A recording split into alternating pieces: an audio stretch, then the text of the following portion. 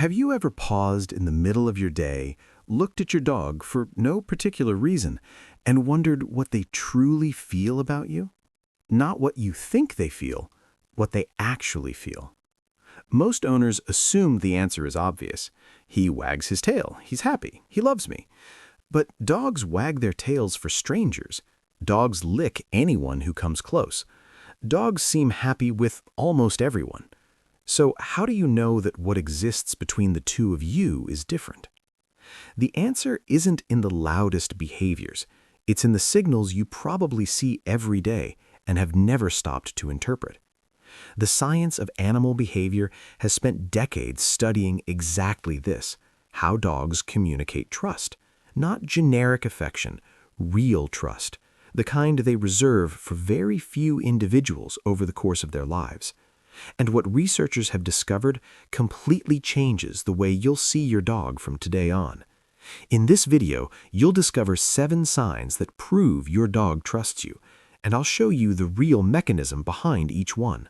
Some you'll recognize immediately, others will surprise you, and I'll save the most important one for last, because it's the signal almost no owner consciously notices, but your dog is giving you all the time. Stay until the end. It's worth every second.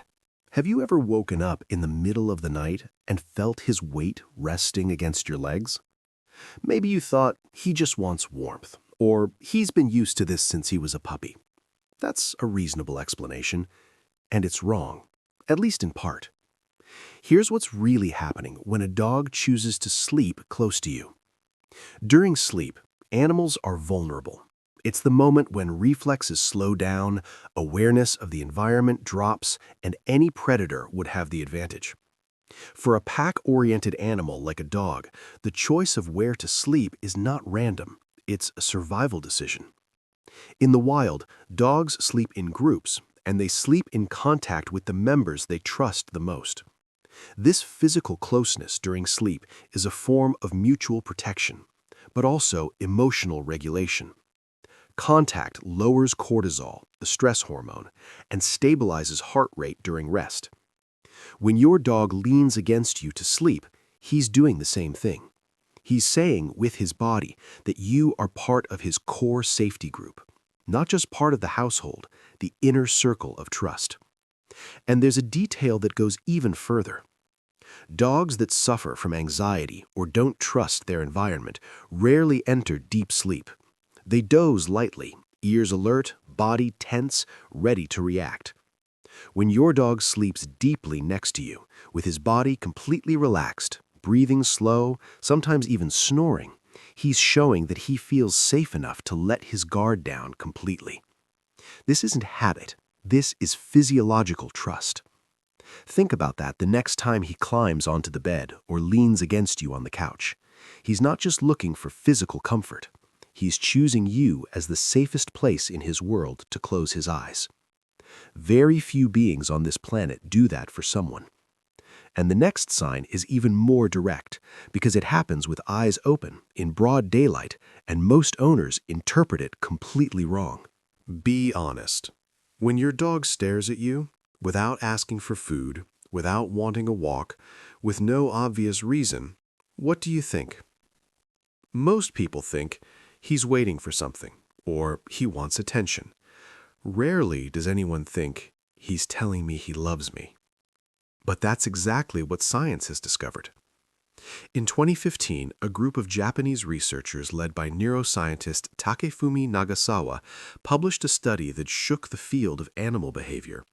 They measured oxytocin levels, the so-called bonding hormone, the same one released between mothers and babies during breastfeeding, in dogs and their owners before and after sessions of eye contact. The result was clear. When a dog and their owner look into each other's eyes, both release oxytocin. Both, simultaneously. This doesn't happen with wolves. It doesn't happen between dogs and strangers. It happens specifically between dogs and the humans they have a real bond with. What does that mean? It means that eye contact between you and your dog triggers in both of you the same biochemical mechanism that creates and reinforces deep emotional bonds in mammals. It's the same process that connects parents and children.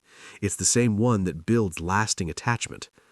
And your dog does this voluntarily, without training, without commands, without rewards. There's another important detail here. Among dogs, prolonged eye contact is a form of challenge. It's a signal of dominance and confrontation. A dog doesn't stare at another dog without the potential for conflict. When your dog looks into your eyes in a calm and relaxed way, he's breaking the communication code of his own species. He's using a language that doesn't exist in the canine world, only in the human one, only with you. He learned to look at you because trusting you taught him that this gaze is safe. That moment when your eyes meet across the room for no reason at all, it's not a coincidence. It's not generic instinct. It's him actively choosing connection with you every single time it happens. And if this resonated with you, consider subscribing to the channel. We post every week to help dog owners understand what their animals are trying to say, and you won't want to miss what's coming next. The next sign seems simple at first, but what it reveals about your dog's level of trust goes far beyond what you imagine. Have you ever held your dog's paw to clean it, trimmed their nails, checked their ears, or opened their mouth to look at their teeth, and they just stayed still without resisting? If so, you probably thought they're well-behaved or they're gentle. But behavior and trust are not the same thing. And what's happening when a dog allows you to touch any part of their body goes much deeper than simple docility. Here's what's really going on. Dogs have areas of high sensitivity and vulnerability. Their paws, ears, muzzle, belly, and genital region. These are the parts they instinctively protect because in a real conflict, they put them at a disadvantage. A dog with a restrained paw can't run. A dog with its muzzle held can't bite. So allowing someone to touch any part of their body without reacting isn't training. It's a nervous system decision, an automatic subconscious evaluation that this person is not a threat. Researchers who study interspecies communication call this active voluntary submission, and it's very different from submission driven by fear. When a dog submits out of fear, the body is tense, the ears go back, the gaze turns away, the dog is enduring the situation. But in active voluntary submission, the body is relaxed. Sometimes the dog even sighs. Sometimes they close their eyes. They're not tolerating you, they're giving you control. And think about what that really means for a moment. An animal that survived for thousands of years by learning to protect its own body is voluntarily allowing you to handle its most vulnerable areas, not because it was trained to do so, but because its threat detection system, which is far more precise than any human judgment, has evaluated you and reached a conclusion. You are safe. That conclusion isn't intellectual, it's visceral, it's instinctive. It's the most honest evaluation one living being can make of another. So, the next time your dog lets you clean their paw without pulling away, or examine their ear without turning their head, pause for a second and look at them before you continue. Because in that moment, what they're doing is one of the most primitive and genuine ways of saying, "I trust you completely." But the next sign goes even deeper because it shows up exactly when your dog is at their most afraid. And what they do in those moments reveals who you are to them in a way no other situation can. Thunder, fireworks, a door slamming shut, a noise that comes out of nowhere. What does your dog do? Many owners describe the same thing. They run straight to you. They press against you, stay close. Sometimes they tremble, but they don't leave. And the most common interpretation is, they're scared so they come to me. That's true, but incomplete. Because the question most people don't ask is, why you? When an animal is in panic, survival instinct takes over. Fear shuts down rational processing and activates primitive responses. Flee, hide, freeze. In none of those scenarios is there run toward someone, unless that someone is a secure base. In 2013, Austrian researcher Lisa Horn conducted a study that for the first time applied John Bowlby's attachment theory, originally developed to explain the bond between infants and caregivers, to the behavior of dogs and their owners. The results confirmed something owners had long suspected, but science finally gave a name to. Dogs develop with their humans the same attachment patterns that babies develop with their parents. This includes what's called secure base behavior, the tendency to use the caregiver as a point of return and emotional regulation in moments of threat. In simple terms, when your dog is afraid and rums to you, they're not just looking for physical shelter, they're regulating their nervous system, using your presence as an anchor. You are the fixed point in their unstable world. And this only happens with someone they trust at a deep level. You can't train this response. You can't teach a dog to seek you out when they're terrified. They do it because the bond between you tells their nervous system that near you, the level of threat goes down. When you hold them, or simply place your hand on them during a storm, and they gradually begin to calm down, that's real neurochemistry happening. Cortisol drops, heart rate slows, the nervous system stops signaling danger. You do that for them, just with your presence. Think about the level of trust that requires. In the middle of the most intense fear their nervous system can generate, they look at you. They choose you. That's the kind of bond that takes time to build, and once it's there, it's one of the most real connections that can exist between two species of a different species.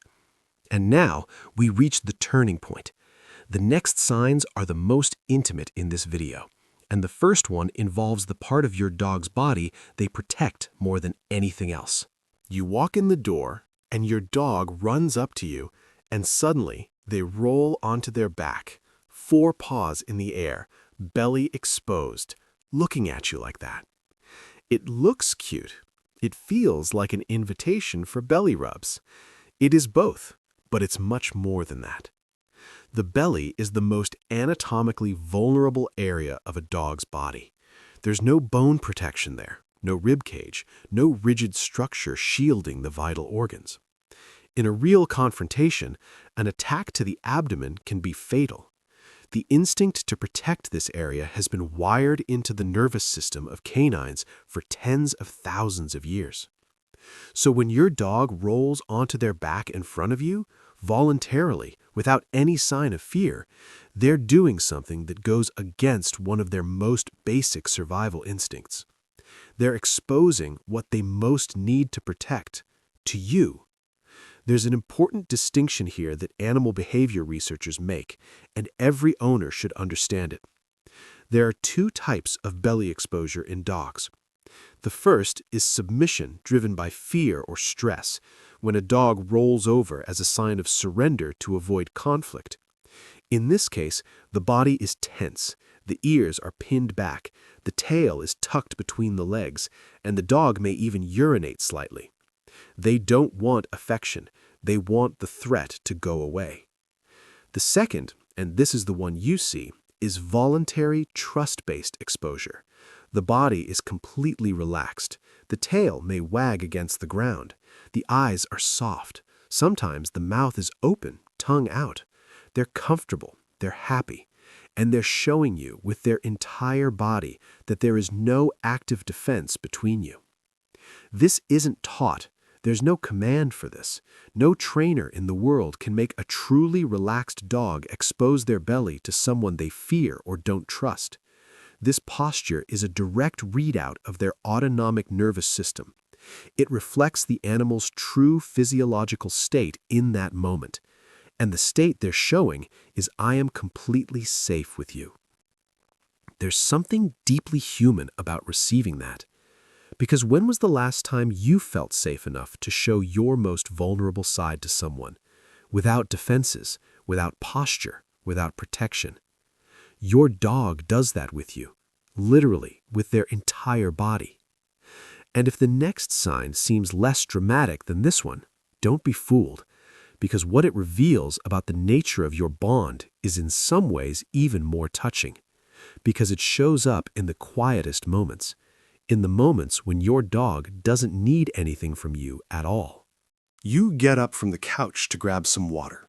They get up too. You go to the bathroom. They walk up to the door. You move to another room. 30 seconds later, they're there.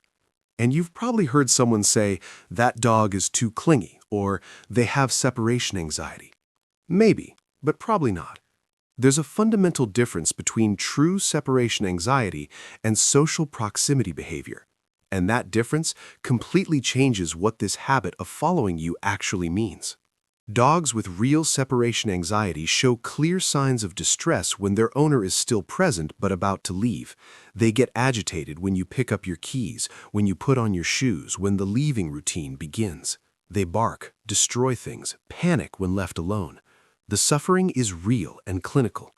Following you from room to room, especially when they arrive, lie down nearby, and simply stay, is something entirely different. Researchers call this affiliative behavior. It's the kind of closeness members of a bonded social group show toward each other, not out of immediate need, but by choice. It's not dependency, it's preference. They're not following you because they need something right now. They're following you because you're where they want to be. Think about the difference. A dog that follows you out of anxiety is suffering. A dog that follows you out of trust and connection is, quite literally, choosing your presence as the best option available in that moment. Any room, any time of day, with no reward in sight. No treats, no walks, no playtime. Just you. And that's enough for them to get up and follow you into the kitchen at 11 at night. There's something about this behavior that when you really stop to think about it is almost impossible not to be moved by. Because we, as humans, spend a good part of our lives looking for someone who chooses our company like that, without an agenda, without immediate need, without external motivation.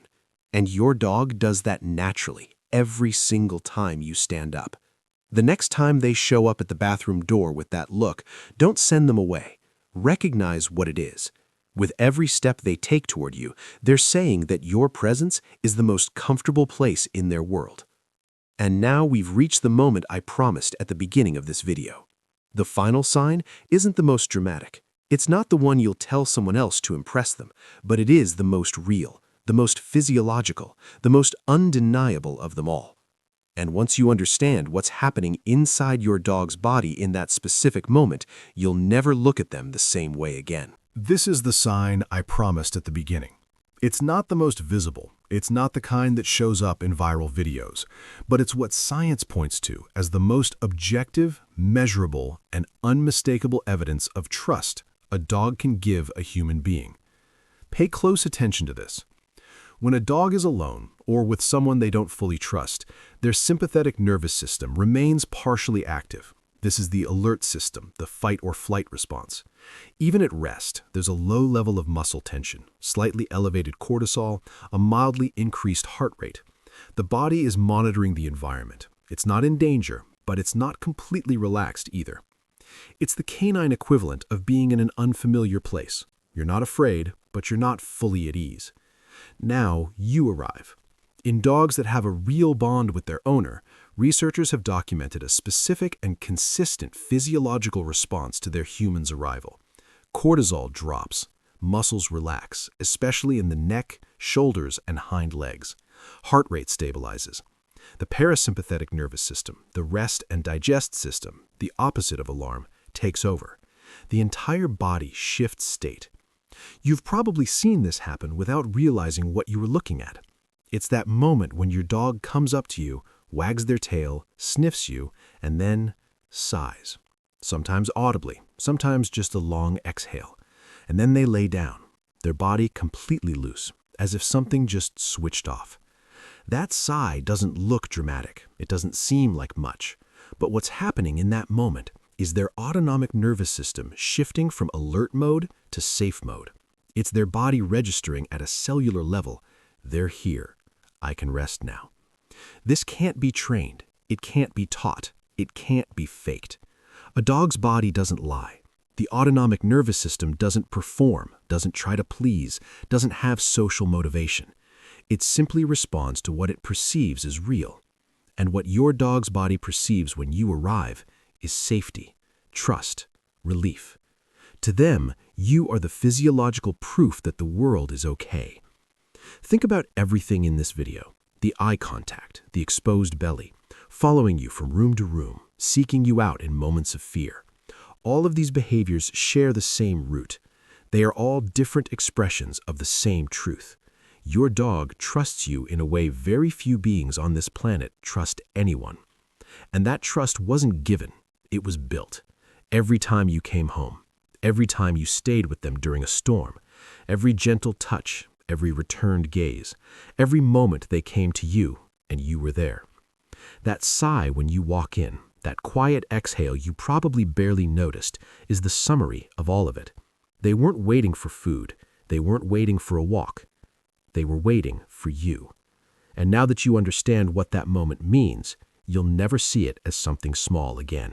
If you've made it this far, it means the bond you have with your dog truly matters to you. And that's exactly the kind of owner we want here on this channel. Every week, we publish videos like this to help you understand what your dog is trying to tell you, not with generic tips, but with real science, translated in a way that actually makes sense for people who live this every day. Subscribe, turn on notifications, because the next video might change the way you see another moment you share with your dog every single day, one that will never feel small again.